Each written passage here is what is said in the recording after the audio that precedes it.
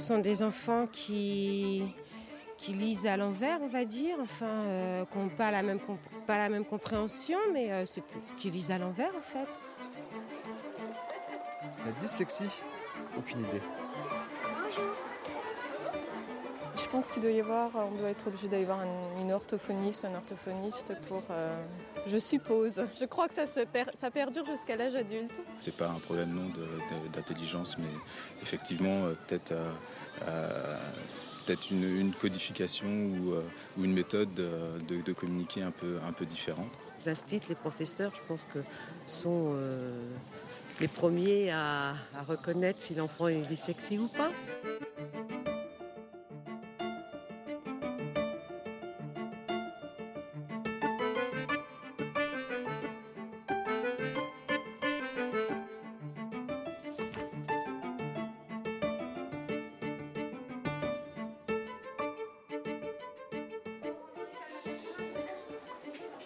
Dans l'apprentissage de la lecture, chaque élève évolue à son rythme.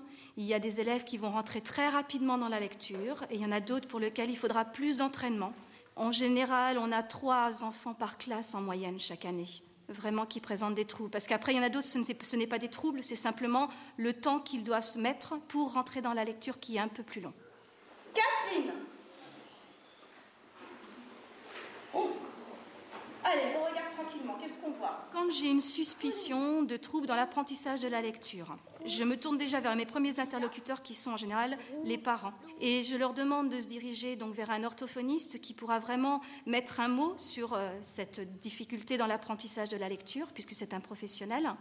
Histoire du bébé ours. Pata, pata, pata, pata. C'était le bruit des pas de papa ours. La maîtresse nous a contactés, en fait, mon mari et moi, en nous disant qu'elle avait remarqué des petits soucis de retard sur l'apprentissage de la lecture par rapport à Marie.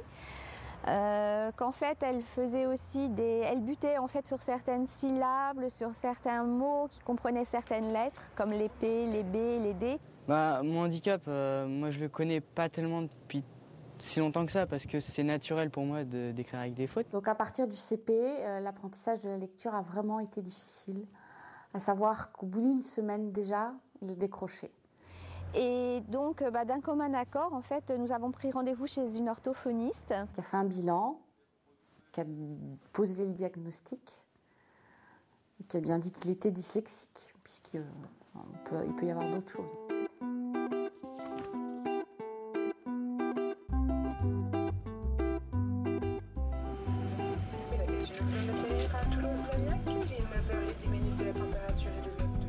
Donc on estime que la dyslexie de développement concerne dans notre pays 5% des enfants d'âge scolaire, ce qui grosso modo correspond à un enfant par classe. En faisant un rapide calcul, on s'aperçoit que dans notre région, la région PACA, ça correspond à des besoins éducatifs particuliers en premier et second degré pour 45 000 enfants.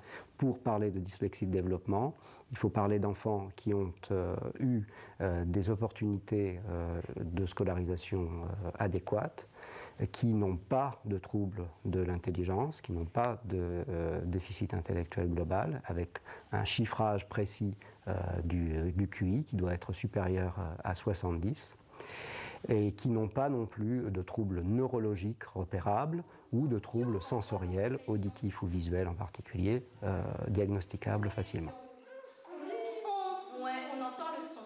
C'est que comme l'apprentissage de la lecture, ça commence par apprendre les associations entre les lettres et les sons de la parole. Si au départ, ils n'ont déjà aucune idée de ce que sont ces sons de la parole, ils vont avoir du mal à démarrer cet apprentissage de la lecture.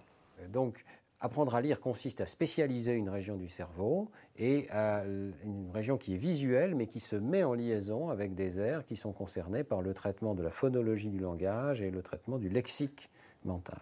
On reste peu ou prou dyslexique toute sa vie, mais ceci a un impact variable en fonction des parcours individuels. Cette dyslexie peut se traduire par des handicaps en fait variés.